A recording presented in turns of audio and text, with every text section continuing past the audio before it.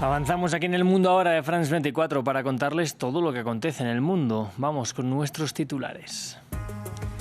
Israel mató a 13 personas en una nueva incursión en Siria y un intercambio de disparos en la aldea de Beijing dejó 6 soldados heridos. El Ministerio de Asuntos Exteriores sirios condenó la operación como un crimen de guerra y acusó a Israel de querer incendiar la región.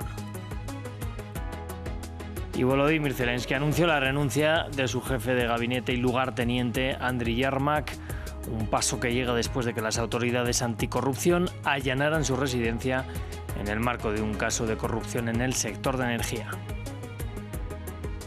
Y en el sudeste asiático se cuentan ya más de 300 muertos a causa de las inundaciones. Indonesia con más de 170 fallecidos, Malasia y Tailandia están siendo los países más afectados. A una fuerte temporada de monzón se ha juntado un sistema de tormenta tropical provocando las fuertes inundaciones.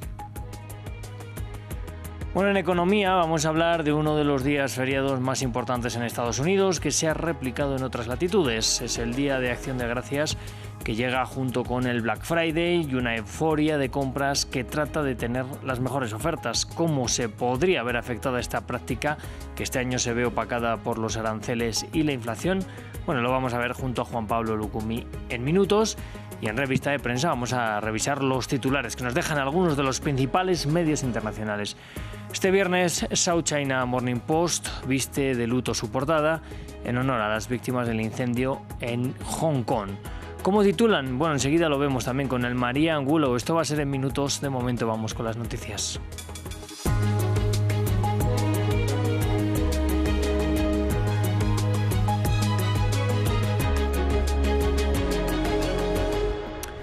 El ejército israelí indicó haber llevado a cabo una incursión militar en la localidad de Beijing, en Siria. El operativo dejó al menos 13 personas muertas y decenas de heridos, incluso mujeres y niños. Israel ha justificado el ataque explicando tener como blanco a integrantes de una organización islamista. Por su parte, el gobierno sirio denunció un crimen de guerra. El informe es de William Gasson. Heridos trasladados a urgencias en este hospital de Damasco tras el más mortífero ataque israelí en Siria en los últimos meses. Soldados israelíes llevaron a cabo un operativo militar en la localidad de Beijing, a unos 40 kilómetros al suroeste de la capital Damasco. El objetivo del operativo era detener a miembros de una organización islamista, justificó Israel, pero los civiles también sufrieron el ataque. Los israelíes intentaron detener a los hombres del pueblo, pero estos se resistieron y se escucharon disparos. Los israelíes se retiraron y luego lanzaron un nuevo ataque aéreo y bombardeos. Bombardearon varias casas y la mezquita. Hubo personas muertas y heridas. Desde la caída de Bashar al-Assad, Israel ha desplegado tropas en la zona desmilitarizada de los Altos de Golán, más allá de la línea de demarcación entre la parte de este territorio anexado por Israel desde 1981 y el resto de Siria. Las tropas israelíes también llevan a cabo bombardeos e incursiones militares en territorio sirio, alegando razones de seguridad nacional, justificaciones rechazadas por el gobierno sirio que denunció un crimen de guerra. La actuación de las fuerzas de ocupación constituye un crimen de guerra en todos los sentidos de la palabra, especialmente después de que cometieran una horrible masacre que cobró la vida de más de una docena de civiles, entre ellos mujeres y niños. Israel ha expresado desconfianza hacia el nuevo gobierno sirio liderado por Ahmed al-Shara, y a pesar de los esfuerzos de Estados Unidos para favorecer las conversaciones entre ambos vecinos, todavía no se ha pactado ningún acuerdo de seguridad. Y en un momento crítico para Ucrania, Andriy Yermak, jefe de gabinete de Volodymyr Zelensky y líder del equipo negociador de Ucrania con Estados Unidos, ha dimitido de su cargo, según anunció el propio presidente ucraniano. Lo hace después de que las autoridades anticorrupción allanaran su residencia y su oficina en el marco de un caso de corrupción en el sector de energía. Yermak ha asegurado estar colaborando en la investigación, mientras Zelensky ha hecho un llamado a la unidad y a que el Parlamento apruebe un nuevo presupuesto. Para que haya fuerza interna no debe haber razones para distraerse con algo distinto a la defensa de Ucrania. Quiero que nadie tenga ninguna duda sobre Ucrania. Por eso hoy se toman las siguientes decisiones internas. Primero, habrá una renovación en la oficina del presidente de Ucrania. El jefe de la oficina, Andriy Yermak, presentó su renuncia. Agradezco a Andriy por haber representado siempre la posición ucraniana en las negociaciones tal como debía ser, siempre una posición patriótica, pero quiero que no haya rumores ni especulaciones. Y nos vamos hasta Turquía para ahondar en el segundo día del Papa León XIV de visita en el país. Después de reunirse con obispos, sacerdotes y laicos católicos en la Catedral del Espíritu Santo de Estambul, el pontífice conversó también con el gran rabino de Turquía y posteriormente celebró junto al patriarca ortodoxo del país los 1700 años del Concilio de Nicea. Nos lo cuenta nuestro corresponsal en Estambul, Adrián Rocha. La misa celebrada hoy en la antigua ciudad de Nicea, ahora conocida como İznik en turco, era vista como uno de los platos fuertes de este primer viaje oficial del Papa León XIV, que desde ayer hasta domingo está en Turquía y a partir de entonces continuará a través de su viaje hacia el Líbano. Y este era uno de los platos fuertes, decíamos, porque ha sido el primer acto oficial celebrado conjuntamente con el patriarca de Constantinopla, Bartolomeo I, el líder espiritual de todos los ortodoxos del mundo. Ambos líderes han celebrado así el 1700 aniversario del Concilio de Nicea, celebrado en el 325 después de Cristo, que sirvió para establecer varios de los cánones principales que rigen actualmente el credo cristiano, no solo católico y ortodoxo, sino de todos los cristianos del mundo. Ambos líderes han hablado así en esta celebración, en esta misa celebrada hoy en Nicea, y han deplorado el escándalo que supone la división de las iglesias ortodoxas y cristianas, recordemos, ocurrido en el siglo IX después de Cristo, y han acercado posiciones asegurando ambos así que esperan trabajar en la reunificación y reacercamiento de estas dos iglesias. Recordemos que este proceso ya fue iniciado con el antiguo Papa Francisco, quien de hecho fue el que organizó este viaje que ahora mismo está realizando el Papa León XIV. Por su fallecimiento no pudo ser el Papa Francisco quien viajase a Turquía para celebrar este 1700 aniversario del Concilio de Nicea. Ambos líderes también han hablado del uso de la religión como justificación de la violencia y del fanatismo en todo el mundo, y ambos han asegurado que esto no puede tener lugar en un mundo cada vez, han dicho ellos mismos, más afectado por violencia y por guerras, no solo en la región de Oriente Próximo, sino en todo el mundo. Y vamos a Estados Unidos. El presidente Donald Trump ha asegurado que detendrá la inmigración que proviene de países, según él, del tercer mundo. Una reacción al ataque contra dos agentes de la Guardia Nacional en Washington, uno de ellos fallecido el jueves. El hecho fue atribuido a un ciudadano de Afganistán. Nos lo cuenta Diego Bazzani. Donald Trump intensifica su mensaje contra los migrantes. El ataque armado a tiros en Washington, que alcanzó a dos miembros de la Guardia Nacional, de los cuales uno perdió la vida y que presuntamente fue perpetrado por un ciudadano de Afganistán, provocó el anuncio de nuevas medidas contra aquellos extranjeros que buscan establecerse en Estados Unidos. Detendré permanentemente la migración desde todos los países del tercer mundo para permitir que el sistema de Estados Unidos se recupere por completo, terminar con todas las admisiones ilegales de Biden y eliminar a cualquier persona que no sea un activo neto para los Estados Unidos o que no sea capaz de amar a nuestro país, terminar con todos los beneficios y subsidios federales para los no ciudadanos de nuestro país, desnaturalizar a los migrantes que socavan la tranquilidad doméstica y deportar a cualquier nacional extranjero que sea una carga pública, un riesgo de seguridad o no compatible con la civilización occidental. Un anuncio que se suma a la decisión de la Casa Blanca de revisar las denominadas Green Cards de ciudadanos de 19 países del mundo. En respuesta, este viernes, las Naciones Unidas pidieron a Estados Unidos respetar los derechos de los migrantes. Estamos al tanto de los comentarios del presidente. Lo que diría es que todos los estados, independientemente, tienen obligaciones en materia de derechos humanos, y particularmente cuando se trata de preocupaciones de protección de personas que han huido de sus países y han buscado refugio en otros lugares. El FBI y los servicios de inmigración anunciaron que revisarán la situación de todos los afganos que ingresaron bajo la administración Biden y suspendieron todas las solicitudes de inmigración en curso por parte de los ciudadanos del país asiático. Medida enmarcada en la nueva perspectiva migratoria estadounidense que, según el Instituto de Políticas de Migración, ha derivado en 340.000 deportaciones por parte del ICE en lo que va del 2025. Nos vamos hasta el sudeste asiático, que está sufriendo la unión de una fuerte temporada de monzón y un sistema de tormenta tropical. A consecuencia, Indonesia, Malasia y Tailandia enfrentan fuertes inundaciones que dejan más de 300 muertos. Tan solo en Indonesia se cuentan más de 170 víctimas mortales. Allí las autoridades intentan controlar la situación, pues numerosas infraestructuras se han visto dañadas. El gobierno ha actuado con rapidez desde los primeros días del desastre. Hemos enviado ayuda y respuesta por tierra y aire. Sin embargo, las condiciones sobre el terreno son difíciles. Muchas carreteras están cortadas y el clima es impredecible, lo que impide que nuestros aviones y helicópteros aterricen.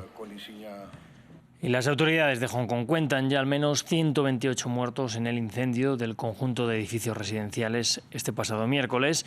Y la cifra aún puede aumentar, pues en torno a 200 personas siguen desaparecidas, mientras las autoridades han detenido a 8 individuos relacionados con las labores de renovación de los edificios. Entre tanto, los trabajos de rescate y ayuda a damnificados dejan en evidencia una gran crisis de la ciudad. Los trabajadores domésticos extranjeros que viajan a Hong Kong indocumentados. Samuel Salgado Castro nos lo cuenta. Fita tiene 49 años, vino de Indonesia para realizar trabajos domésticos en la llamada Perla de Oriente, como es conocida Hong Kong. Fita es una de las sobrevivientes del peor incendio de esa urbe en casi 80 años, que arrasó el complejo de apartamentos de gran altura Wang Fu Court el pasado miércoles. Entre alivio y empatía recuerda el trágico suceso. Ahora mismo me siento muy agradecida porque estoy a salvo, pero me preocupan mis amigos. Normalmente hablamos, pero ya no los he visto desde el incendio. Fita describe ante voluntarios que apoyan a migrantes la tristeza que sintió al ver a otras trabajadoras domésticas indocumentadas tratando de escapar del incendio en medio del temor de quedar expuestas por las autoridades. Según el Departamento de Censo y Estadísticas de Hong Kong, en esta ciudad hay 368,000 trabajadores domésticos y el 97% provienen de Filipinas e Indonesia. En Hong Kong suelen sufrir abusos por parte de sus empleadores y explotación de usureros. Muchos de ellos trabajan para familias que vivían en la zona incendiada. Al menos 100 indonesios, según el consulado de ese país. Los migrantes que sobrevivieron a las llamas no saben cómo pedir ayuda por temor a exponerse a la detención e incluso deportación. Para quienes serán despedidos como resultado de esto, al igual que con COVID, cuando muchas trabajadoras del hogar fueron despedidas, espero que los empleadores también se compadezcan. Ya saben, es un doble golpe. Si los despiden y quedan traumatizados por este incidente, es un doble golpe para ellos. Se estima que los trabajadores domésticos aportan más de 12.500 millones de dólares a la economía de Hong Kong, pero sus salarios son muy bajos debido al limbo legal en el que se encuentran. Y vamos a cerrar con una noticia que ha dado hoy el Museo del Louvre, y es que subirá sus precios a partir de 2026 para sanear sus cuentas. Lo hará, eso sí, solamente para visitantes por fuera del espacio económico europeo, que incluye a personas de la Unión Europea, Islandia, Noruega y Liechtenstein. La entrada pasará a costar 32 euros, 10 euros por encima del precio actual. Bueno, cerramos así el informativo, vamos con la economía. Un día más tenemos nuestro espacio de economía y un día más tenemos aquí a Juan Pablo Lucumí, bienvenido. Feliz viernes, Rodrigo. Igualmente, Juan Pablo, vamos a hablar ya en este viernes de Estados Unidos, que vive uno de los fines de semana más importantes del año. También en el consumo, por supuesto, en las ventas del Black Friday, que coincide con Acción de Gracias, ¿verdad? Así es, con desafíos claros este año. Uno de ellos, los aranceles desplegados de Trump y la inflación también, que en los últimos meses se alejó de su objetivo. La primera economía del mundo llega a este Black Friday con una inflación anual que en septiembre se trepó al 3% y se alejó un punto porcentual completo del objetivo de la Reserva Federal del 2%. Hay que decir que Trump sigue destacando que es una inflación que no es tan elevada como en los niveles en los que llegó cuando estaba el presidente Joe Biden, que llegó al 9% anual, en una de las peores en 2 décadas. Pero recordemos que la inflación es acumulativa y los precios que suben no bajan, sino que si vemos una cifra menor, se trata todavía de un aumento de precios, pero en menor medida. A esta hora Wall Street opera a media jornada con grandes marcas como Target y Macy's de Home Depot, también logrando leves ganancias en el premercado también de la bolsa, mientras Best Buy, hay que decirlo, también sube y es Home Depot quien retrocede 0,1%. Los aranceles también entran en este panorama que se vive con una cautela optimista, pero pese a este optimismo cauteloso, lo cierto es que incluso la industria espera un gasto promedio menor de los estadounidenses. Según una encuesta de Deloitte, este año se verá un estancamiento en lo que los estadounidenses gastarán este fin de semana. El año pasado gastaron $650 en promedio y este año se espera que gasten $28 menos también en promedio, escogiendo los productos más esenciales para la vida diaria como la tecnología y electrodomésticos y prescindiendo de otros como el lujo o la moda. Justamente por eso hablamos previamente con Alejandro Chaufuen, economista y presidente del Consejo de la Fundación Chase y colaborador oficial de Forbes desde 2013, quien desde el estado de Virginia nos dijo lo siguiente. Desde ya que hay un problema con las cadenas de suministros, pero lo que estás viendo en el mercado es que el presidente Trump tiene una postura no dogmática, es transaccional. Por ejemplo, el precio de la carne es uno de los precios que más ha subido y el presidente Trump, para ayudar a que baje el precio, ha decidido importar más carne de Argentina. No es la primera vez, en su primera administración el presidente Trump habló de importación de limones, por ejemplo. Pero hay mucha gente muy dogmática, casi partidaria de cerrar la economía y en proteccionismo más extremo en su gabinete, pero yo pienso que el presidente Trump no participa de eso, por más que hable mucho de las tarifas y los aranceles, ¿no? El consumidor está cauteloso, yo creo que porque está viendo que le han subido los precios de muchos productos. Hoy en día no es solamente las compras de hoy, ahora se compra mucho en línea, así que vamos a ver es más que un día, hay que ver tres días a ver qué pasa con las compras. En el mundo de las empresas, la mediana empresa está con buen índice de confianza, cauteloso, los han afectado un poquito menos el tema de la cadena de suministros, pero obviamente que hay preocupación y hay incertidumbre de dónde va a ir el país.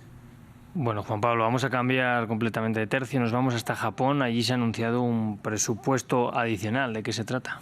Así es, pues este viernes el gobierno de la primera ministra Sanae Takaichi presentó el borrador del presupuesto suplementario de 2025, valorado en más de 100.000 millones de euros, lo que supone la mayor cifra desde la pandemia de COVID y en un plan que pretende financiar un paquete de estímulos que busca hacer frente a los crecientes costos de vida. Algunos analistas han apuntado que la aprobación de este presupuesto complementario es la primera gran prueba de fuego para el ejecutivo de Takaichi, que debe ahora conseguir el visto bueno en el Parlamento, donde el gobernante Partido Liberal Democrático está lejos de la mayoría absoluta y necesita la oposición para legislar. El presupuesto es muy superior a los 76.900 millones de euros del ejercicio previo y representaría entonces la mayor partida de este tipo para el archipiélago japonés desde la pandemia de COVID, en una muestra de la postura fiscal expansiva de la que Takaichi se muestra partidaria.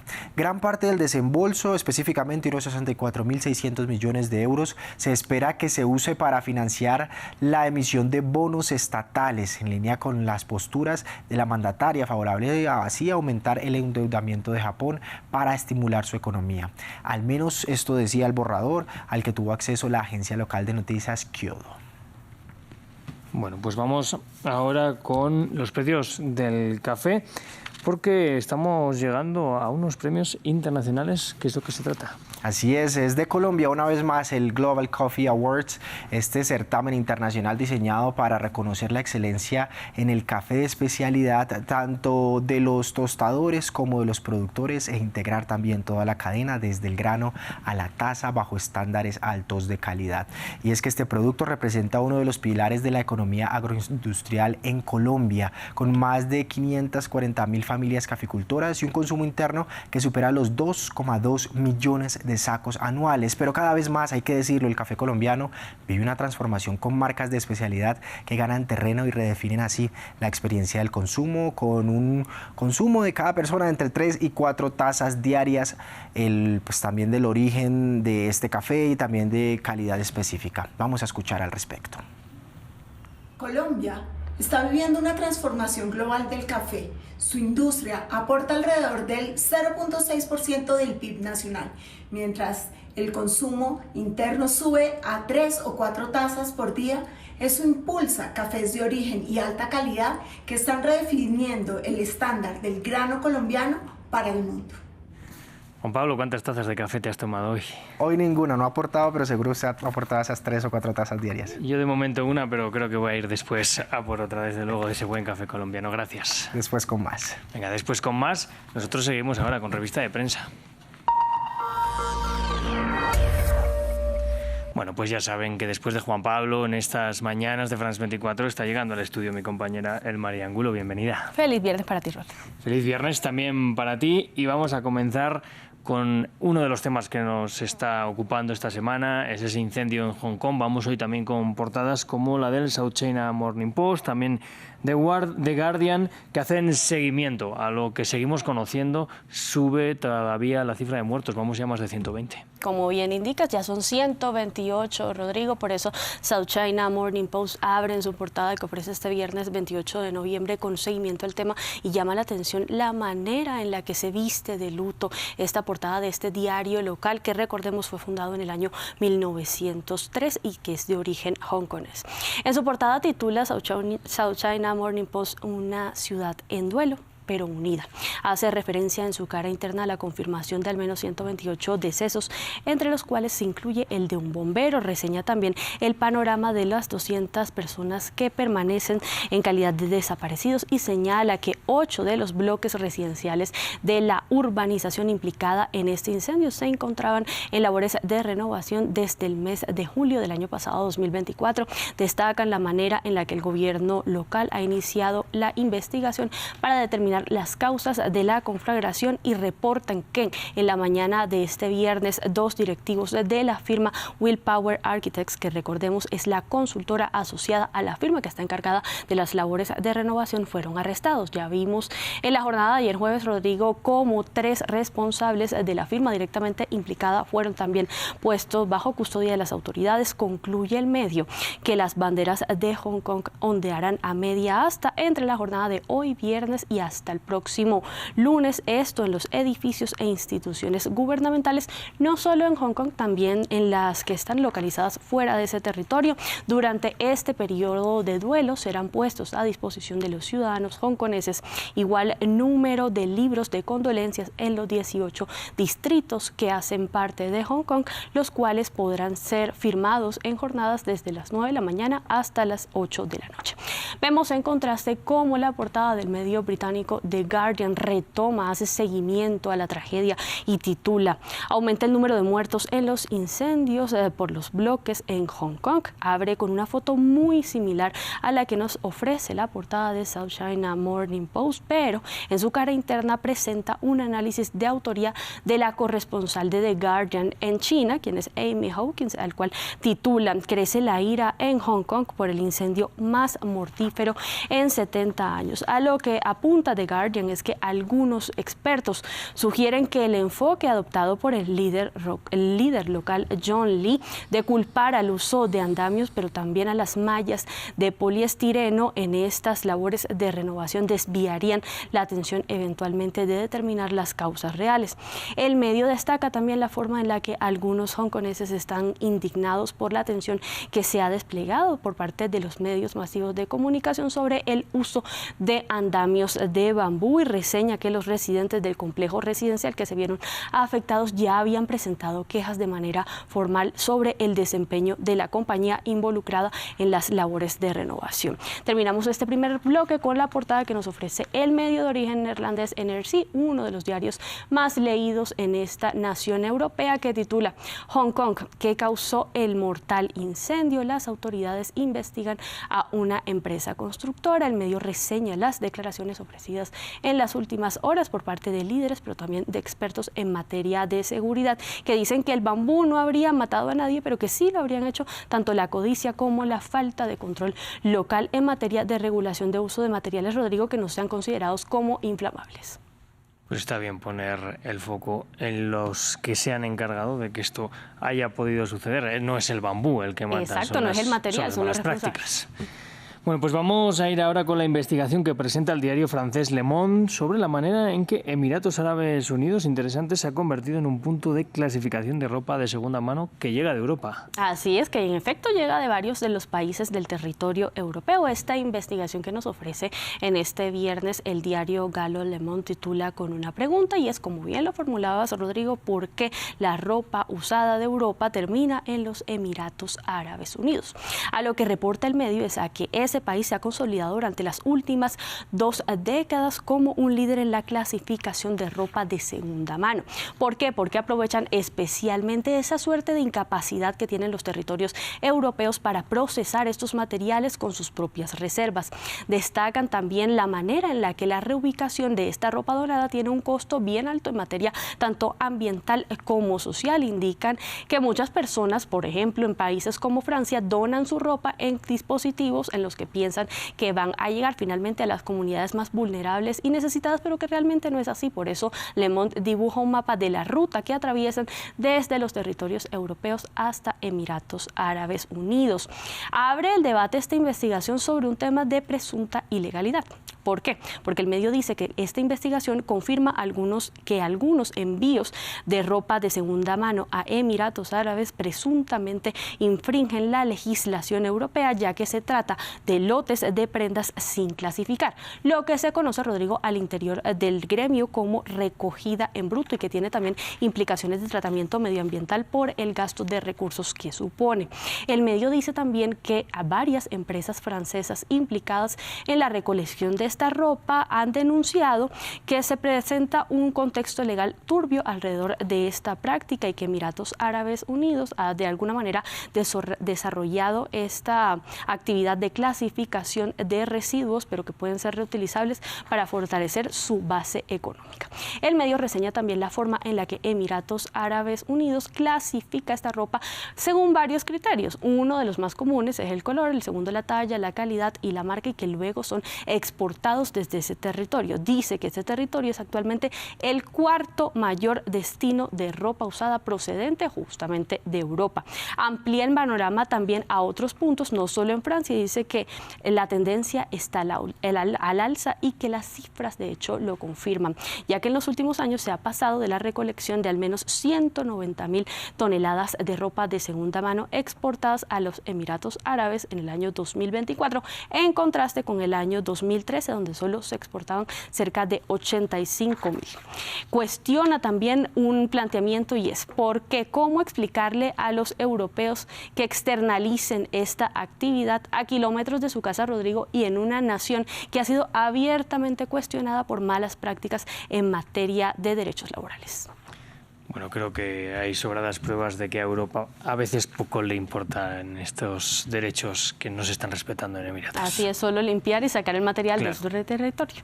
Bueno, María, muchísimas gracias. Última revista de prensa de la semana. Así es, última de la semana. La semana que viene mucho más. Nosotros, ya saben, volvemos después de una breve pausa. Quédense aquí con nosotros en France 24.